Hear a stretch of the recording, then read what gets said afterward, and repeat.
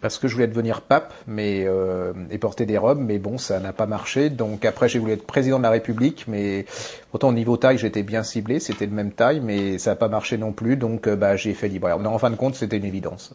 J'ai voulu toujours devenir libraire. Quand j'étais gamin, je gagnais mon argent de poche dans une librairie et j'ai toujours été fasciné par les livres et tout ce qu'ils représentaient. Donc c'est même pas une question à poser. J'étais fait pour être libraire.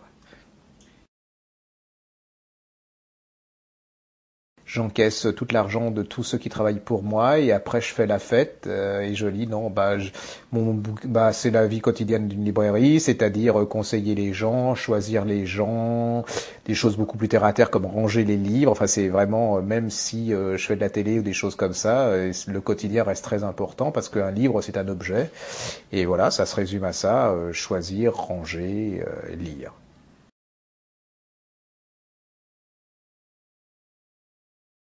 La recette le soir. Le plus passionnant, c'est de faire exister un livre et de faire partager sa passion aux gens. Et quand ils reviennent, ils sont hyper heureux d'avoir découvert un autre monde, une autre histoire, un autre personnage, et de s'être enrichi, puis d'être un peu plus riche, en émotions, en sentiments, enfin en plein de choses.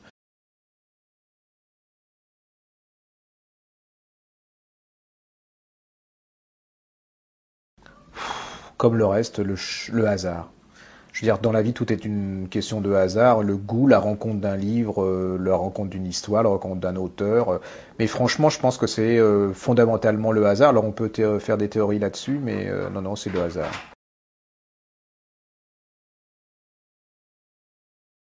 Aucun, parce que je déteste les auteurs contemporains new-yorkais, comme Paul Auster et tout ce genre de choses. Ça m'ennuie profondément.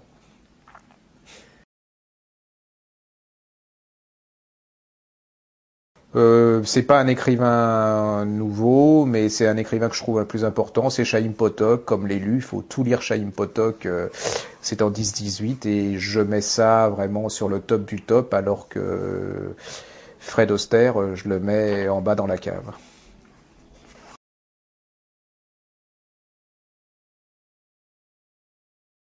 Aucune. Aucune. Non, j'adore la littérature américaine. Enfin, j'aime bien la littérature américaine, mais c'est pas ma littérature préférée. Je préfère la littérature anglaise, italienne, européenne, irlandaise, et je trouve qu'il y a plus de punch et qu'il y a plus de punch. Enfin, je trouve que la littérature américaine est toujours un peu, j'ai l'impression de lire un peu toujours la même chose et que c'est très à la mode, mais moi ça ne me touche pas énormément.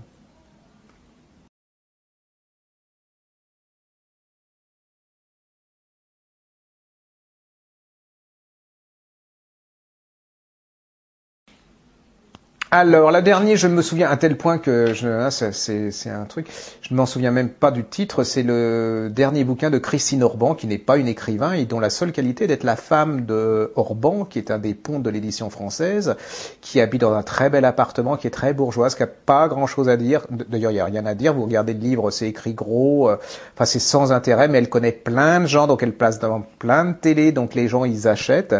Et je l'ai mis vraiment là avec un grand plaisir. Et je crois que c'est encore un honneur à lui donner que de le mettre là parce que ça la met en relief et ça n'a aucun intérêt. C'est une espèce de petite bourgeoise qui raconte n'importe quoi sur n'importe quoi. Et je trouve que c'est dramatique de tuer des arbres pour ça.